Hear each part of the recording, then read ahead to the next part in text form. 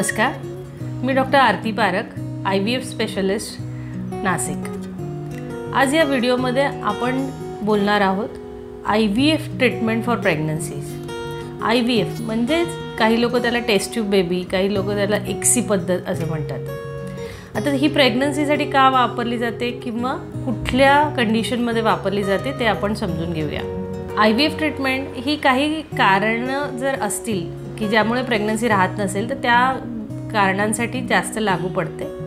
जसं जर पुरुषात वीर्याची कमतरता असेल, म्हणजे एक तर वीर्यामध्ये संख्या कमी असेल किंवा हालचाल कमी असेल किंवा चांगल्या क्वालिटीची पुरुष बीज कमी असतील, अशा कपल्समध्ये IVFची खूप मदत होते। त्यात इक्सी पद्धतीने कमी असलेल्या स्पर्ममधनं सुद्धा चांगले स्पर्म निवडून आपण जे फिमेलचे एग्ज आहेत ते फर्टिलाइज करू शकतो आणि त्यामुळे प्रेग्नन्सी राहायला मदत होते।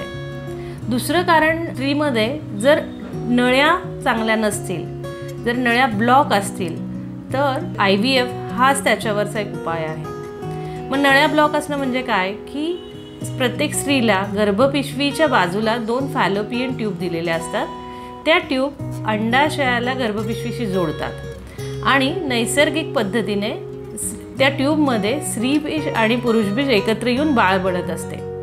जर ह्या ट्यूब काही कारणाने, म्हणजे TBचं इन्फेक्शन किंवा कुठलेही दुसरं क्रोनिक पोटाचा आजार, काही पोटाची ऑपरेशन, अशामुळे जर त्या डॅमेज झाल्या तर स्त्रीचं स्त्रीबीज आणि संबंध झाल्यावर पुरुषबीज हे एकत्र येऊ शकत नाही आणि मग बाळ बनण्याची क्षमता कमी होऊन जाते।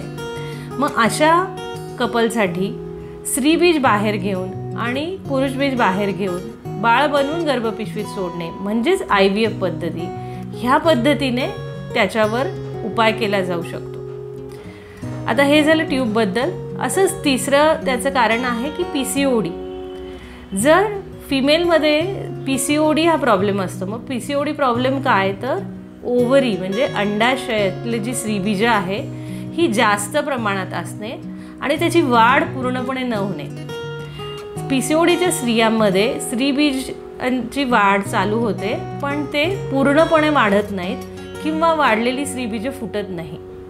मग अशांना IVF पद्धतीत ती स्त्रीबीज बाहेर काढून किंवा जास्तीचे इंजेक्शन वापरून, जास्ती डोसचे इंजेक्शन वापरून वाढवली जातात। त्यानंतर IVFमध्ये स्त्रीबीज आत फुटण्याची गरज नसते। एकदा पिकली की स्त्रीबीज एक सुई टाकून ते सगळं पाणी बाहेर घेतलं जातं आणि मग हजबंडचा धातू घेऊन मग त्यात टाकून फर्टिलाइज केलं जातं, म्हणजे बाळ बनवलं जातं। म्हणजे ज्या PCODची स्त्रियांना रेग्युलर ट्रीटमेंटमध्ये स्त्रीबीज बनण्याला अडचण येते आहे किंवा बनलेलं स्त्रीबीज फुटण्यास अडचण येते आहे, त्याच्यात IVF पद्धतीने लगेच फायदा होतो।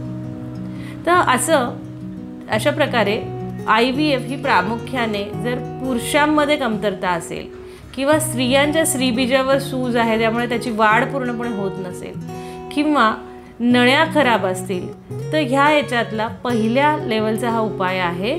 आणि असंच आपल्याला काही प्रॉब्लेम असेल तर नक्कीच IVF तज्ञाचा सल्ला घ्या। धन्यवाद।